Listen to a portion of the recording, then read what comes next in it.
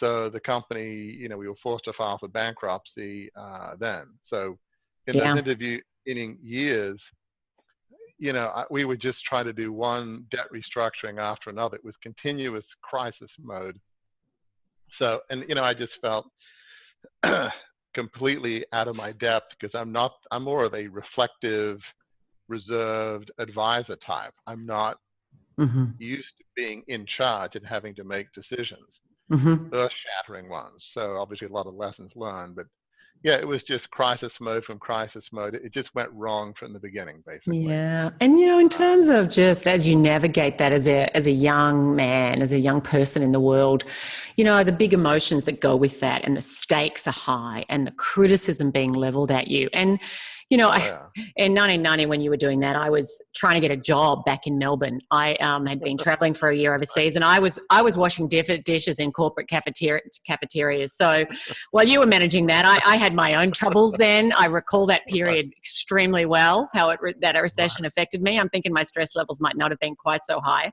But when you think about looking back on that and trying to navigate that when you're a young person, that's a lot for anyone to navigate. And as you say, you were naive and you made a lot of assumptions and a lot of mistakes.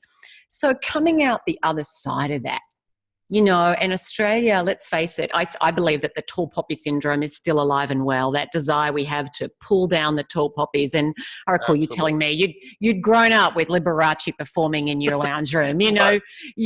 I don't know if your queen came for tea, but probably, So Yeah. you grew up in that environment, and Australians love to pull down the people who were literally, the household names and seen as the elite. And so in that environment of Australia, and I remember your name in the front pages of the paper for months and months. Right.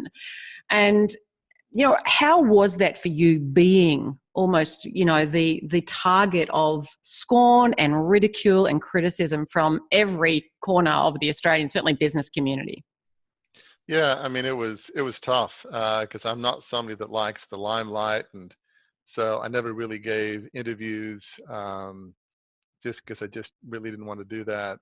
So that probably made it worse. But it was just like, I mean, there was a guy that wrote a book called The Man Who Couldn't Wait. So it's kind of like, here's this young kid, could have had it all if he'd just been patient. He would have inherited enough shares to be the controlling shareholder in the company. But no, he had to charge in with a combination of naivety and arrogance, or however they put it. So it was, and then in the years after, it's like there'd been this narrative that the company was going on fine until Warwick basically destroyed it. And so even in the decades since, when people have written books in the last couple of years in Australia about how the company was supposedly mismanaged after I was no longer in the picture. But even then, there was this narrative that it all dates back to Warwick's stupid, suicidal takeover that really destroyed, an Australian institution.